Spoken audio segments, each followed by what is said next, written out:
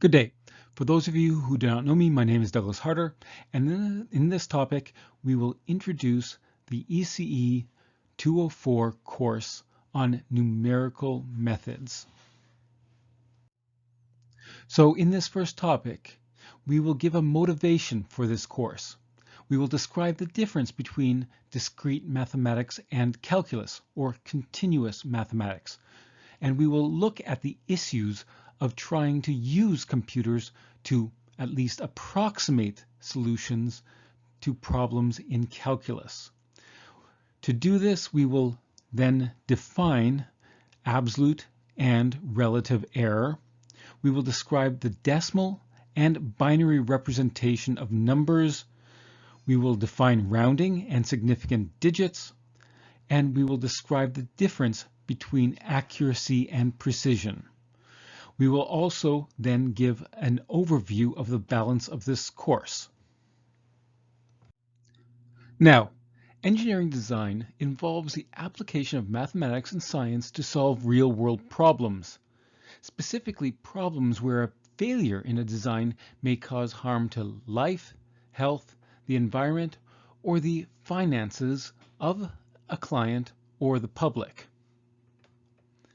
Now, the real world is modeled through equations and differential equations, and this is a result of conservation laws and other physical laws, the relationship between forces, and the superposition principle.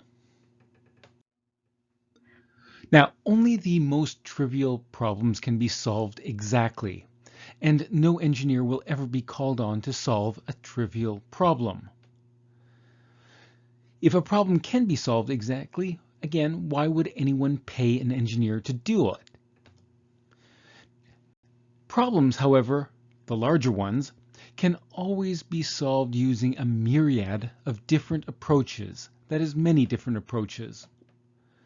And seldom is any one approach going to be ideal.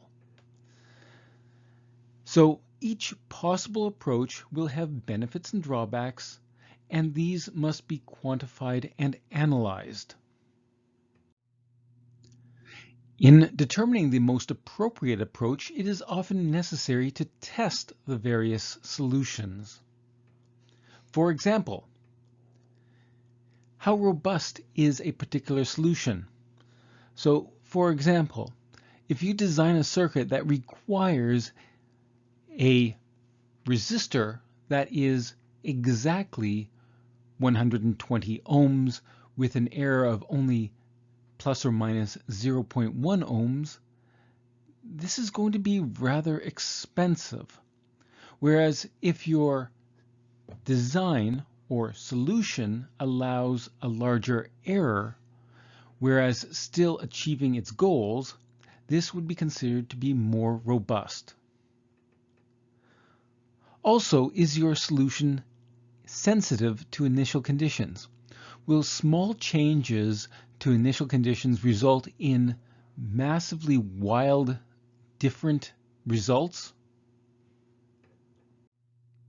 Now, one possible approach to testing your solutions is to build multiple instances of your design and to test them. This, however, tends to be exceptionally costly. And then you also have to determine why a failure, if one occurs, actually did occur. Was it the result of a manufactured issue, or is it an actual issue with your design? Alternatively, if we do have a mathematical description, can we not implement the mathematical description and simulate it? That's what this course is about.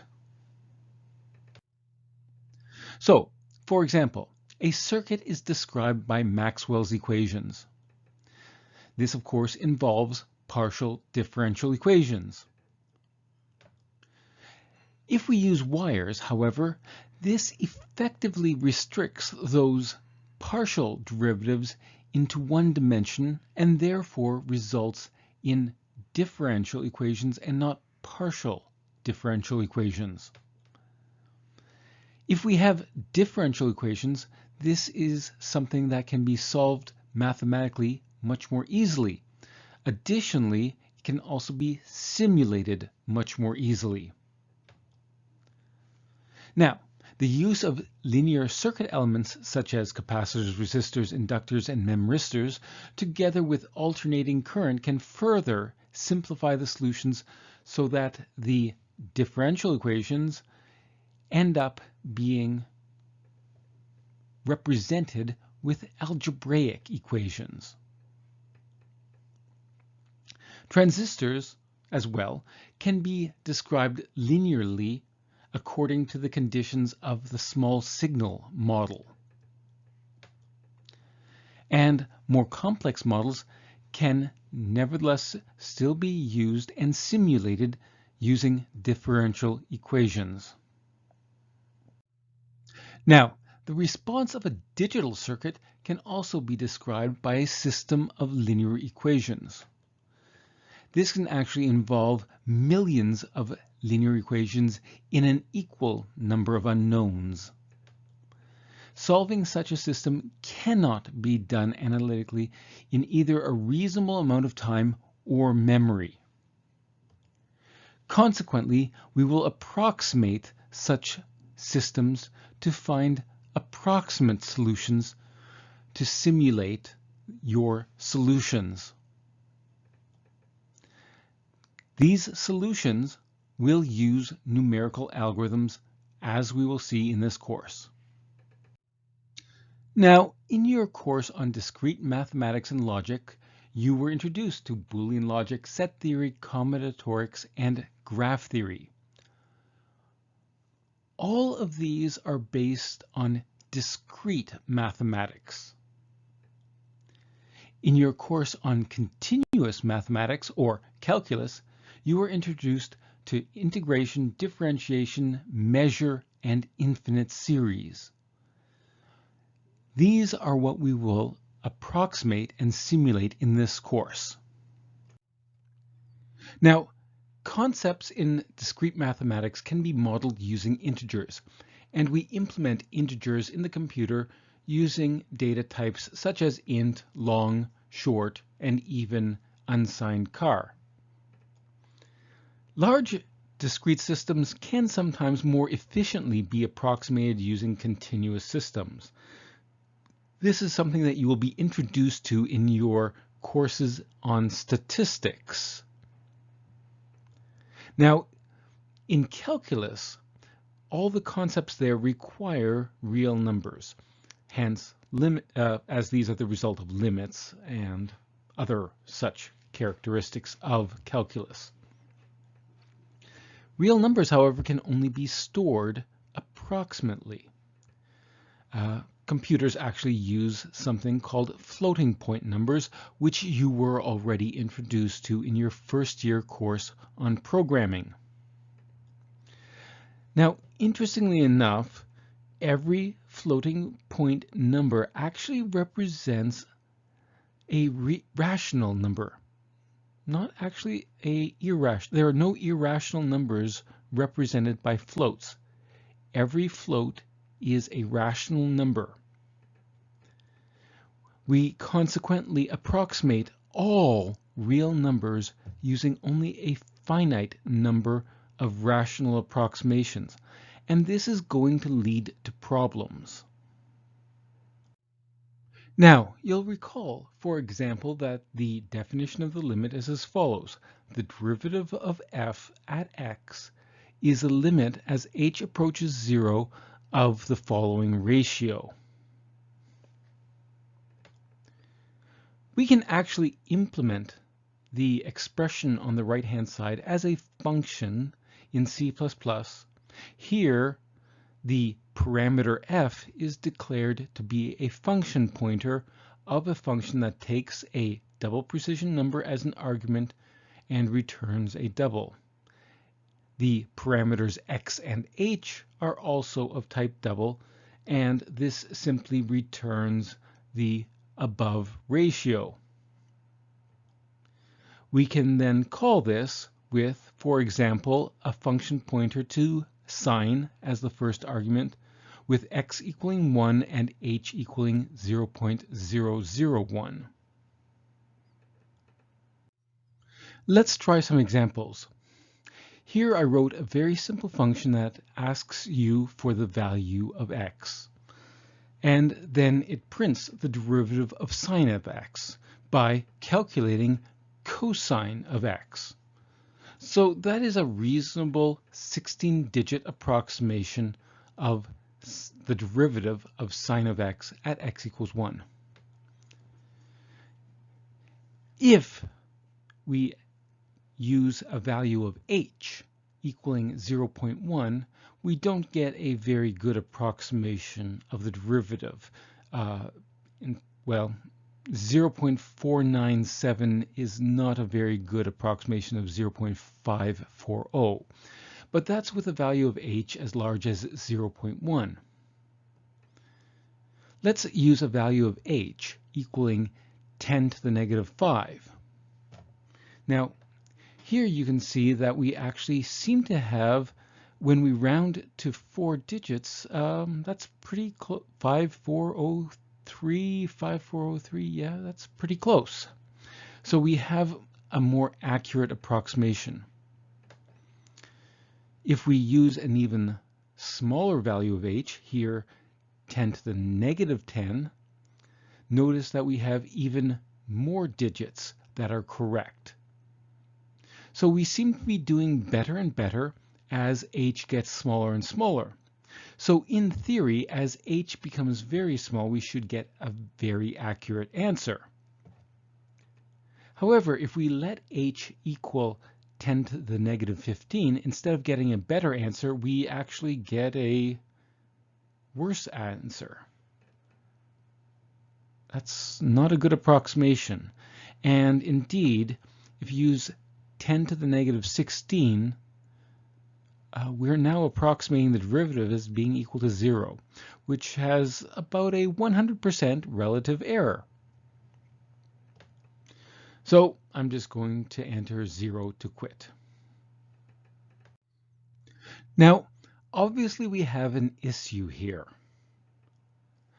So what we're going to carry on is look at techniques for describing how good an approximation is as compared to the exact solution. In the next major topic in this course, we will focus on looking at the design of floating point numbers and the issues that come from using this design. Some are beneficial, some have serious problems that we must address while using floating point numbers.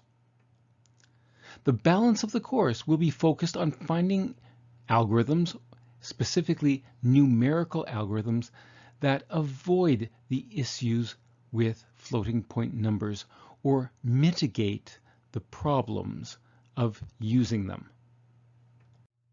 So how good is an approximation? Well, if x approx is an approximation of the value x, we will write that x is approximately equal to this approximation. And therefore, x must be equal to the approximation plus an error term. Consequently, we can always calculate the error epsilon by subtracting the approximation from the exact value. Usually, however, we will refer to the absolute error, which is the absolute value of the difference between the exact value and the approximation. Also, we may sometimes refer to the relative error or the percent relative error. The relative error is simply the ratio between the error and the absolute value of the exact value. The percent relative error is simply the relative error multiplied by 100%. So, for example, from calculus, you already know Taylor series. So f at x plus h is equal to f at x plus the slope at x times h plus an error term. Thus, an approximation of f at x plus h is f at x plus the derivative times h. The error of the approximation is the error term. The absolute error is simply the absolute value of the error term, which can be simplified to a half times the absolute value of the second derivative at some value xi, where xi is some value of x between x and x plus h, all times h squared.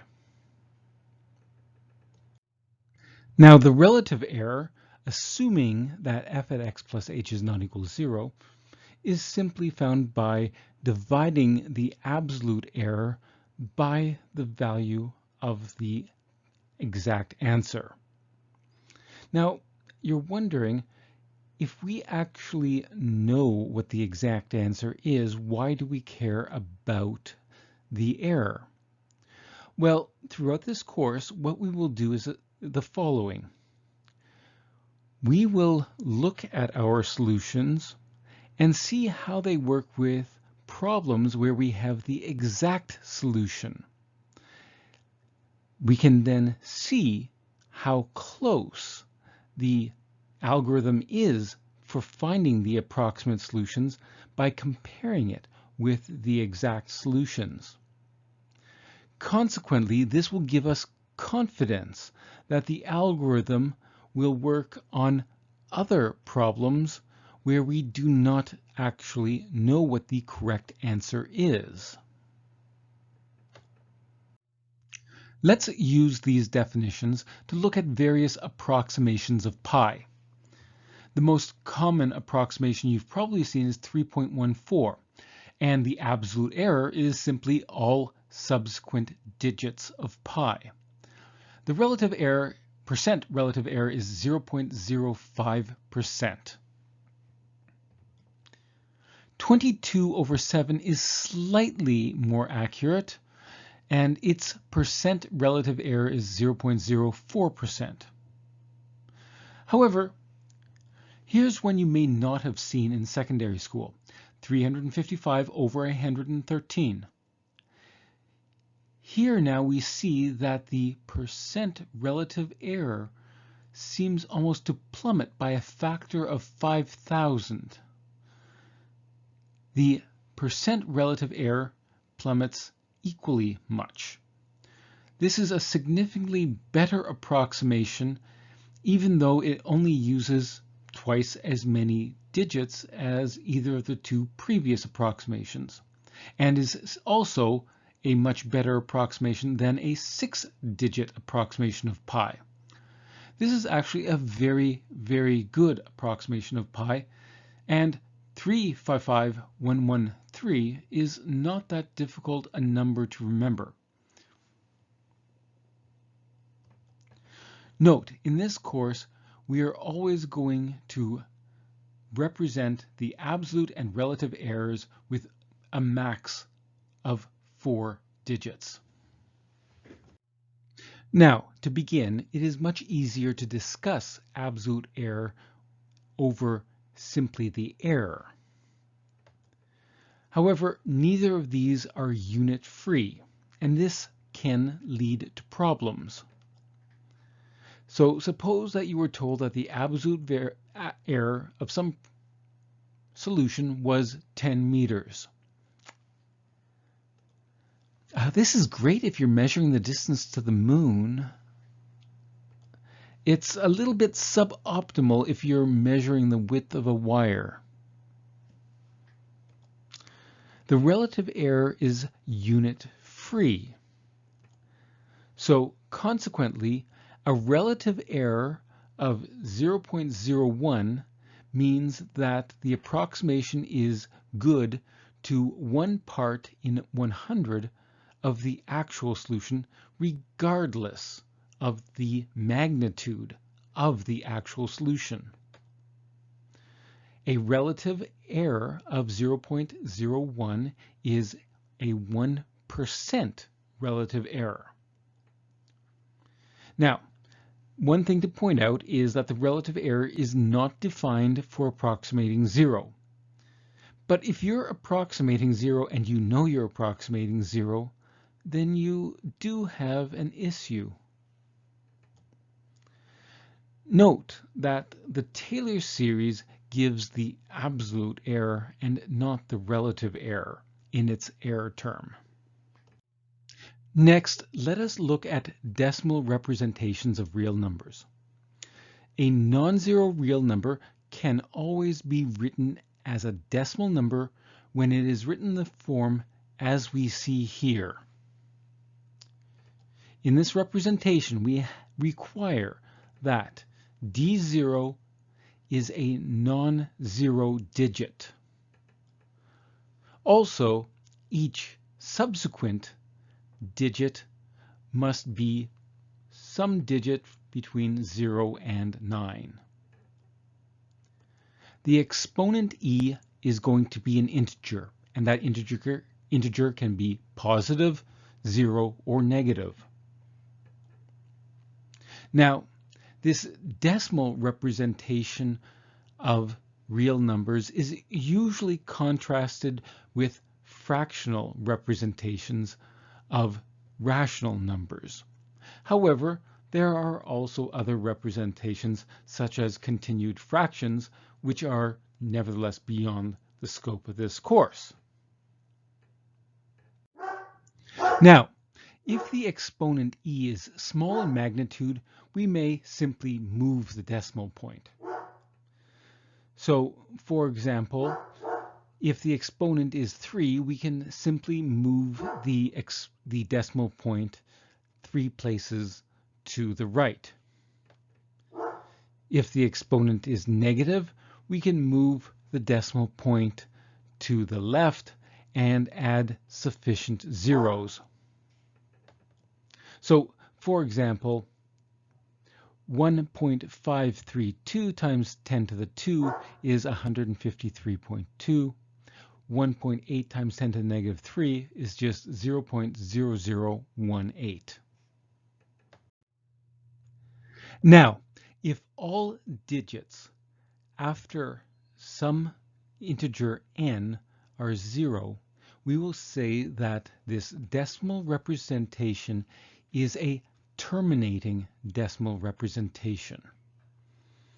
So, for example, pi does not have a terminating decimal representation, and not even all rational numbers have terminating decimal representations.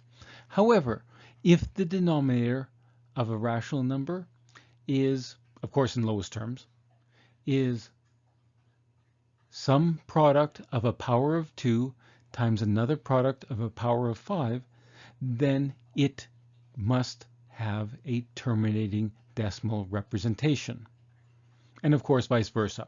If a real number has a terminating decimal representation, then it must be a rational number as we just described.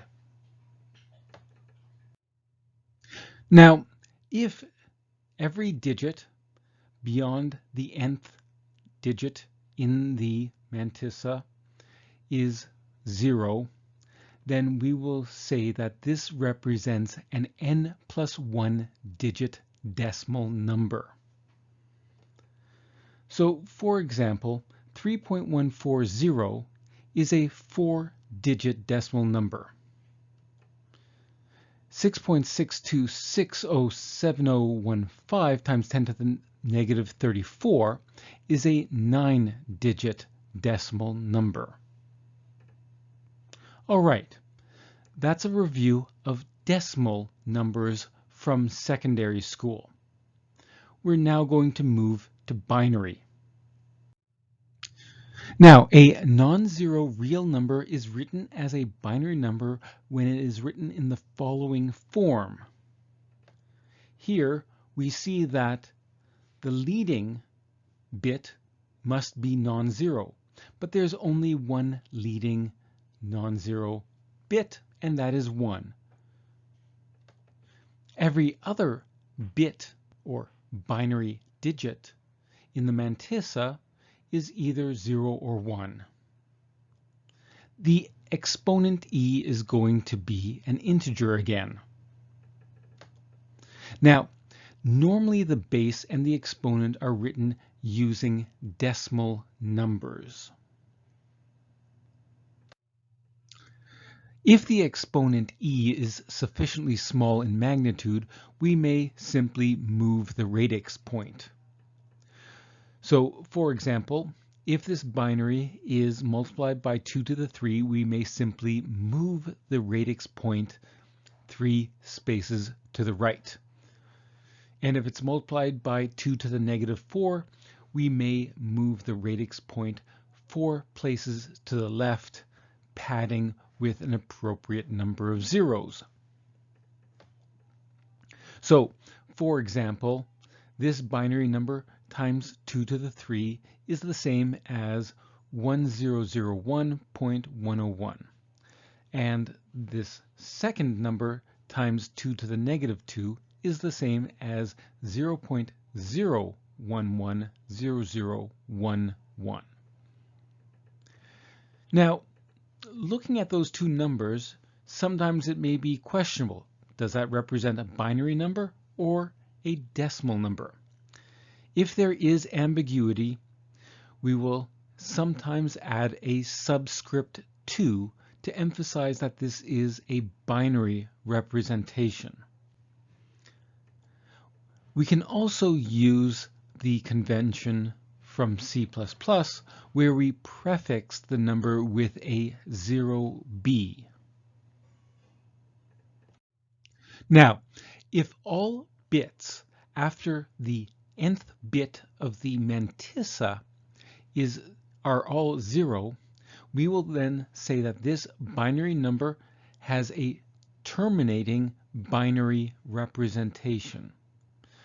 And consequently, this indicates that this number represents a rational number with a denominator of some power of 2. Now, if the representation of a number has all bits after the nth bit being 0, we will say that this represents an n+1 bit binary number.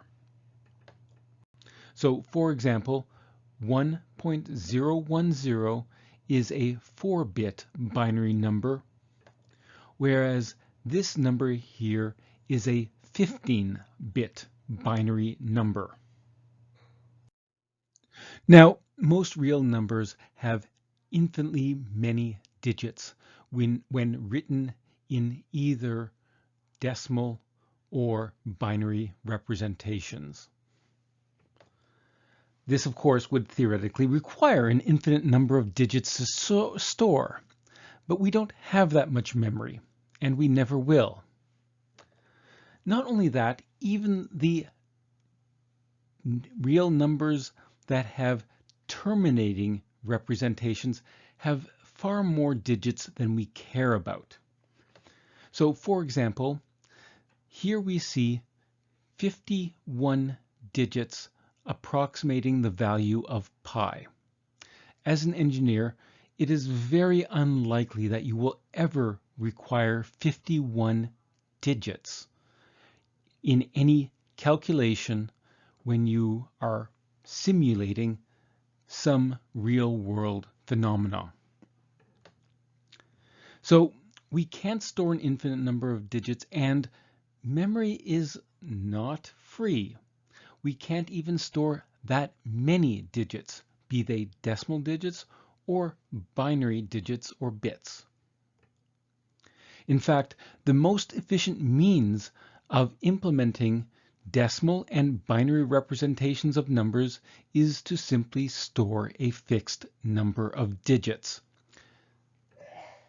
So we will need to represent all real numbers by a decimal or binary number that has a fixed number of n digits in the mantissa, be those n digits decimal digits or binary digits or bits. So which n plus 1 digit number, that is, with n digits in the mantissa, do we use to approximate any given real number? Well, what we'd really like to do is find that n plus 1 digit number that has the smallest absolute error when compared to the actual number we are attempting to approximate. We will say that we are rounding a real number x to the closest n plus 1 digit decimal or binary number. The rules for decimal rounding are as follows. To round a decimal representation to n plus 1 digits, if the next digit is 0 through 4, we simply truncate all subsequent digits. If the next digit is 5 through 9, but all subsequent digits are not exactly 5 with an infinite number of zeros thereafter, we will truncate all subsequent digits and increment that last remaining digit, d sub n, by 1, and that of course may result in a carry, which we will then perform. So, for example, let us round 1.534982 to 3 digits. Well, that next digit is a 4, so we simply truncate all subsequent digits, leaving us with 1.53. Rounding this to 4 digits, we note the next digit is a 9, and thus we truncate, but we add 1 to 4, resulting in 1.535. Rounding to 5 digits, we note the next digit is an 8, and thus we truncate and add 1 to the digit 9. This, of course, causes a carry, which we calculate through, resulting in 1.5350. Finally, truncating or rounding to 6 digits, the next digit is a 2, and thus we simply truncate to 1.53498. The rules for binary rounding are as follows. If we want to round this number in binary representation to n plus 1 bits, including that leading bit, if the next bit is 0, we just truncate all subsequent bits.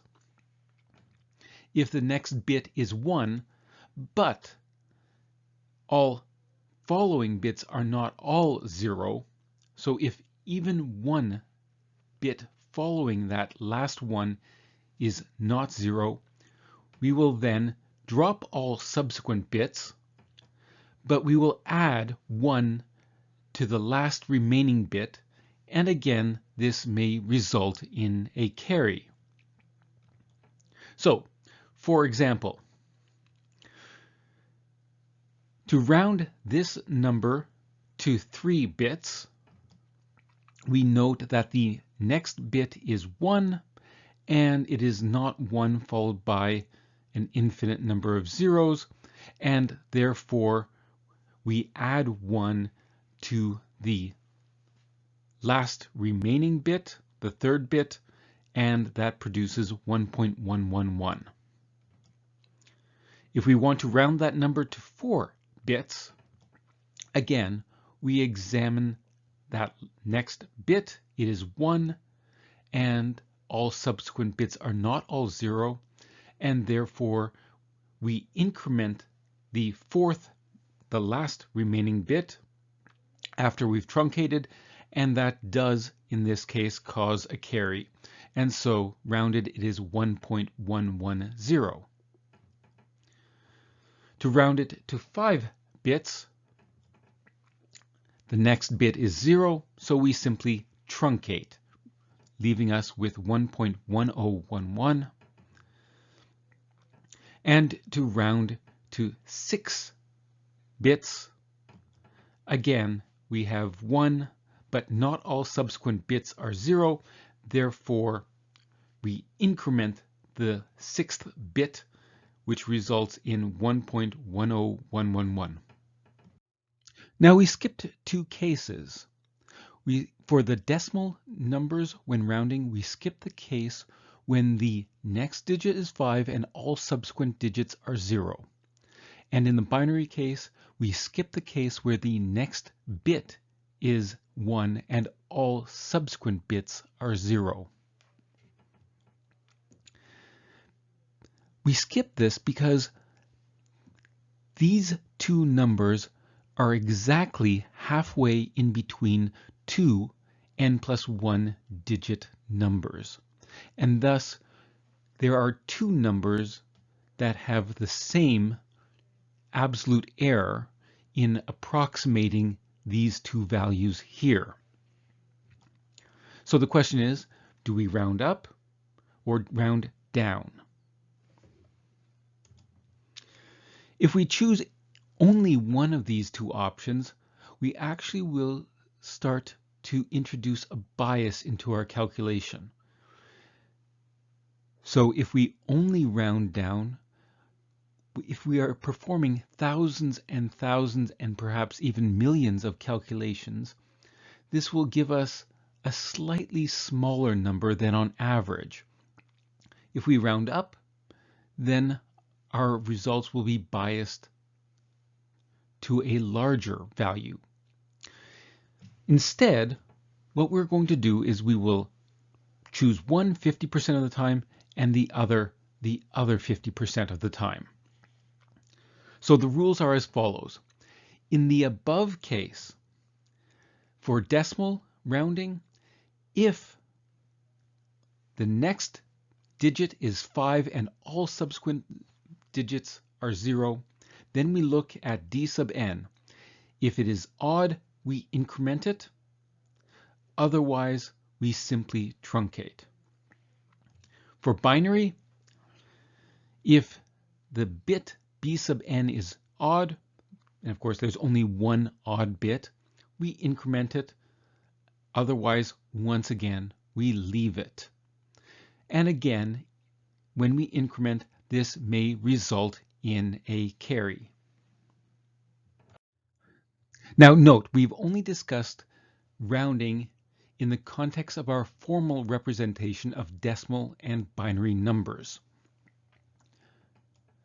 If, however, we have a decimal or binary number where the radix has been shifted either to the left or to the right, leaving off the times 10 to an exponent or times 2 to an exponent, if we are rounding, we will simply start counting digits at the most significant digit. So to round this to 4 digits, we start at 5838. The fifth digit is 1, therefore we truncate. For this number, if we round it to 3 digits, we go to the fourth digit, which is 5. All subsequent digits are not all 0, so we simply truncate, but then increment the digit 8, leaving us with 109,000. Now, with the trailing zeros, it's still not clear that we've performed a rounding here. So it's a lot clearer if we are rounding that we would represent it as 1.09 times 10 to the 5. For this number here, if we are to round it to 5 binary digits or 5 bits, we observe that the 6th bit after the first leading 1 is a 1, and all subsequent bits are not all 0, so we truncate the 101 and increment the last bit. Rounding this to 4 bits, we note that the 5th bit is 0 and so therefore we simply truncate all remaining bits, which leaves us with this number here. Once again, it's not clear that this number has been rounded, so it makes more sense to represent it as 1.110 times 2 to the 8. Another colloquial means of describing the relative error of an approximation is to use the concept of significant digits. Now, we are not going to calculate this explicitly ever. It's a very coarse approximation, and we will only use such terminology colloquially when trying to describe how good an answer is, at least approximately. So instead, we will only use the number of significant digits to give a rough estimate as to the relative error. For example, one significant digit indicates that the relative error is no greater than 50%. Two significant digits indicates the relative error is no greater than 5%, and so on and so forth. However, a rough approximation of the number of significant digits is as follows. An approximation approximates an exact value x to d significant digits if both x and the approximation rounded to d digits agree in all those digits. Now, this is not exact, but it's a good rough approximation of what the significance of the number of significant digits is. Now note, from the definition, we can find a formula to calculate the number of significant digits given the relative error. So if we have the relative error, and this must be less than or equal to 5 times 10 to the negative d, if we want to find d, well, let's divide both sides by 5, which is positive. We can now take the common logarithm of both sides, log base 10. Now, if the left-hand side is less than or equal to negative d, but we want it to be as close as possible, we can take the ceiling of both of that left-hand side, and then we can bring the negative sign to the other side, giving us that d is equal to this expression. So once again, we could in theory calculate the number of significant digits precisely, but we will only use significant digits really to colloquially describe how good an approximation is. If we actually want to discuss the relative error, we will then present the exact relative or, if appropriate, absolute error. Now, let's discuss these errors with respect to an approximation that's quite ancient. The Babylonians were aware that if x is less than the square root of 2, then 2 divided by x must be greater than the square root of 2. Of course, if x is equal to the square root of 2, then 2 over x is also equal to the square root of 2. While if x is greater than the square root of 2, then 2 over x must be less than the square root of 2. Consequently, x and 2 over x must be on opposite sides of the square root of 2. Thus, if x approximates the square root of 2, it follows that the average of x and 2 divided by x must be a better approximation of the square root of 2. So therefore, here's the average, and this gives us a formula to find a better approximation of the square root of 2. All right, let's look at the application of this formula.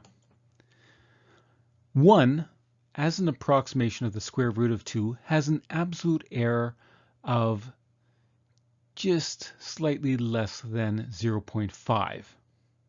Its relative error is therefore 0.2929, and it has a 29% relative error. It also has one significant digit.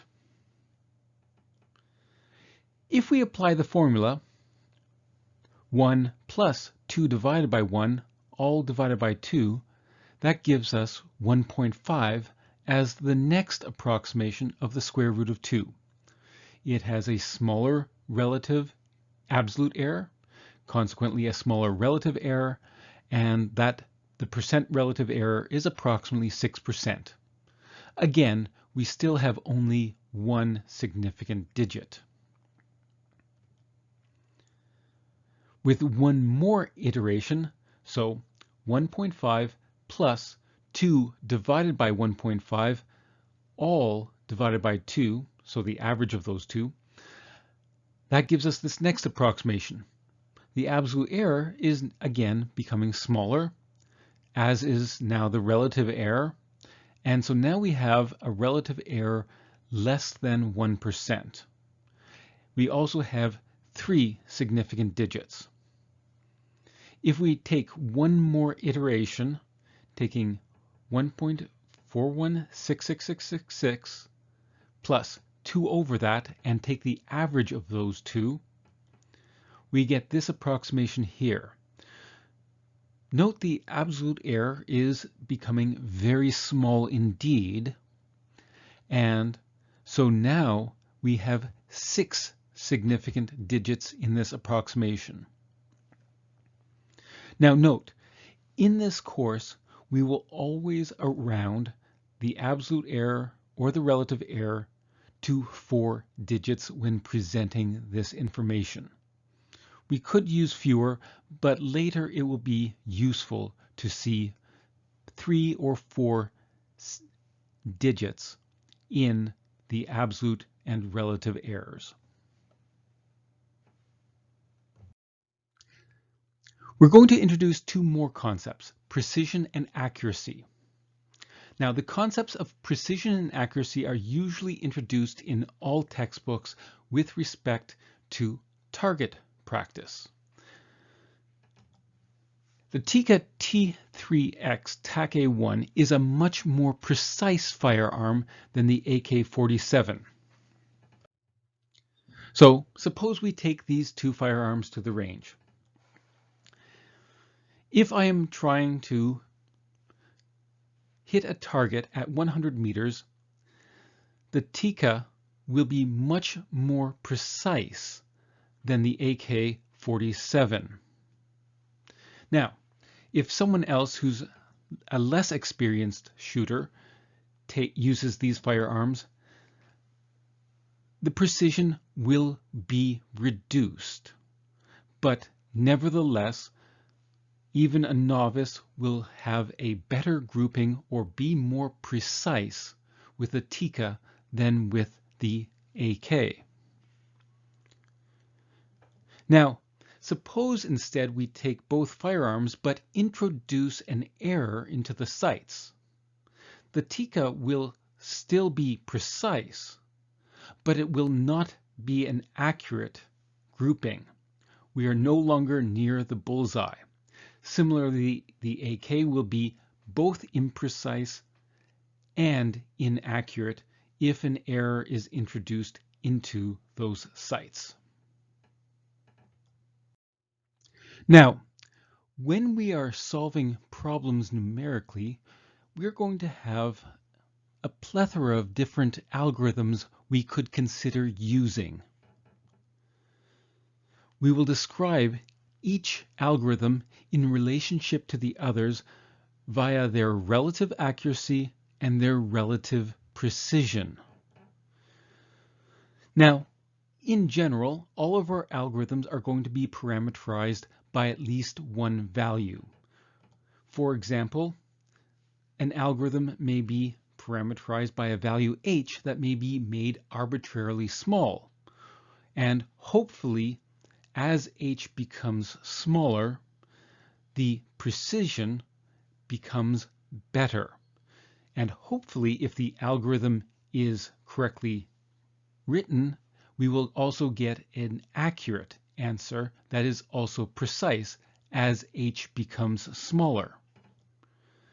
We may also be able to parameterize an algorithm with some integer n that may be made arbitrarily large. And again, as n is made larger, hopefully the algorithm will become, once again, more precise and more accurate. So, in approximating a solution x, an algorithm is accurate if, as we adjust our parameters, the absolute error of our approximation is correspondingly reduced. One algorithm will be more precise than another if the absolute error of the first algorithm is generally less than the absolute error of the second, assuming accuracy. All right, to look at an algorithm that allows us to compare accuracy and precision, suppose you have a sensor you're reading and you're reading that sensor 4 times. Each time you know that the sensor is going to produce a random value that is uniformly distributed between A and B, but you don't know what the values of A and B are. So you might take 3 readings, 5.7, 3.2, 8.5, 6.3. Can we estimate the values of A and B? So what might be a good approximation of A? Well, given the numbers I just previously said, chances are A is not -55. Similarly, B is likely not 783. B is definitely not 0 because all of the values or the readings we got were greater than 0. So what might be a good approximation of A? Well, you could just take the minimum of these 4 readings. Is that a good approximation? Well, chances are if you're uniformly returning a value between A and B, you're probably not going to return exactly A. You're going to return something, you might on occasion return something close to A, but the minimum of these 4 readings is likely not going to be equal to A. Actually, you can show statistically that this is the minimum of these 4 is actually not a bad estimator of this ratio 4A plus B over 5, which is just A plus a little bit. Similarly, the maximum of those 4 readings you made is actually a good approximation of B minus B over A over 5. Okay, so that you will see in a course in statistics, but I'm just going to give you that statement now. The minimum of 4 readings is a good approximation of the first expression. The maximum is a good approximation of the second. That is, these are accurate approximations of these 2 values. However, both of these now give us 2 equations. So if we multiply both sides by 5, we have these 2 equations. Well, this now gives us 2 linear equations in 2 unknowns. And of course, from linear algebra, you know that you can solve for A and B. So solving for A and B, we actually get that if we want a good or a more accurate approximation of A, we will take the minimum of the 4 readings, multiply by 4, subtract off of it the maximum of the 4 readings, and then divide by 3. This is actually a more accurate approximation of A than is simply taking the minimum of the 4 readings. The same for the approximation of B. Consequently, if we are reading a sensor that is known to return values uniformly between 2 extremes A and B, but we don't know what A and B are, then taking 4 readings and finding the minimum of them, that is a less accurate approximation of the left-hand boundary than is this more complex formula. So the second is more accurate. Now, the mathematics is beyond the scope of this course, but interestingly enough, the precision of the first approximation is actually better than the second. That is, the standard deviation of the minimum of 4 values is smaller than the standard deviation of the more complex expression. Now, suppose in this example we are uniformly sampling from a sensor that returns a value between 5 and 25, but we don't know what those bounds are. Instead, all we can do is read the sensor. We could take, instead of 4 readings, take 10. All right, now with these 10 readings, the minimum of these is 8.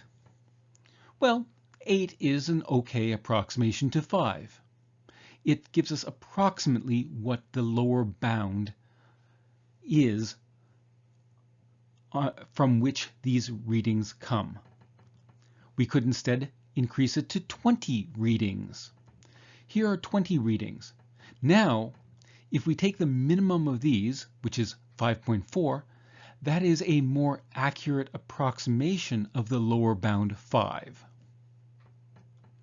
So, as the number of samples we take becomes larger, it seems the minimum of the samples that we do take becomes a better and more accurate approximation of the lower bound 5. Now, we can modify the other formula to deal with the fact that we have more samples. So now we could approximate the lower bound A by taking the minimum of n samples, or we could calculate the following linear combination of both the minimum and the maximum of the sample. Now, the second formula is just as easy to calculate as the first, more or less. You're finding the minimum of the n samples, the maximum. So that one should be slightly better. So looking at our previous examples, when we sampled it 10 times, the minimum of those values was 8. If we take 10 times 8 minus the maximum in the 10 samples, divide all of that by 9, we get 6.8. 6.8 is a better approximation of the lower bound 5 than the original minimum. Still not a great one, but better. When we took 20 samples, the minimum of the 20 samples was 5.4. This is a better approximation of the lower bound 5, because again, remember, even though I generated the data to be uniformly sampled from 5 to 25, once I have the data, I'd like to see whether or not I can determine what the lower bound was. So now 5.4 is a better approximation of that lower bound. If we substitute both the minimum and maximum into this formula, we get a different approximation of the lower bound. Now we're overshooting the lower bound. We're at 4.379. And oddly enough, that's actually not as good an approximation as 5.4 is. The absolute error of 5.4 was 0.4. The absolute error of this second approximation is actually slightly larger than 0.6. So we're not guaranteed that the error will always be better with a more precise or more accurate formula. It's just on average it will be better. But in this case it happened that for this particular sample that was not the case.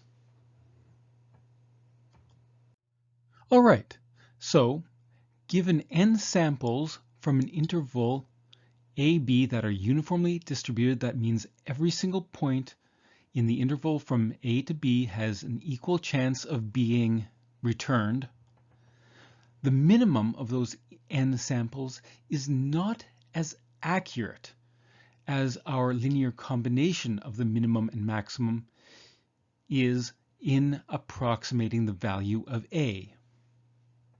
However, the minimum of n samples is more precise than our linear combination in approximating A. That is, the values tend to be closer to each other. It's giving you the wrong answer, but they are more precise. As we increase n, both formulas become more precise. Now, you don't have to know these formulas for this course. I came up with this example to demonstrate the difference between accuracy and precision. You can try this yourself. Suppose I have a different interval AB and I have 5 samples from that interval. All right, so here are 5 samples. How would you estimate the lower bound of the interval from which these 5 samples are taken?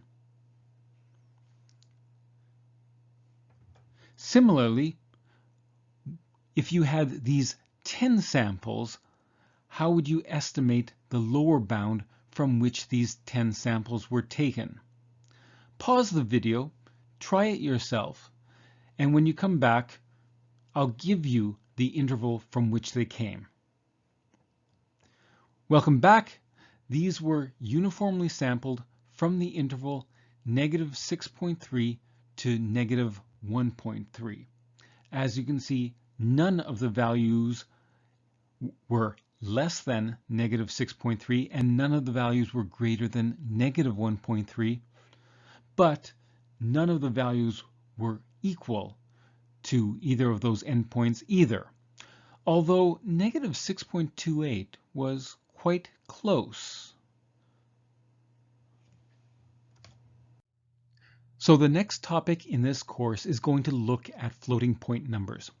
Floating point numbers only approximate real numbers, and so while they're very fast and efficient, they will have issues with them. So we will be looking at the issues with floating point numbers, and thus throughout the balance of the course we will make sure that we use techniques to avoid the problems posed by using floating point numbers.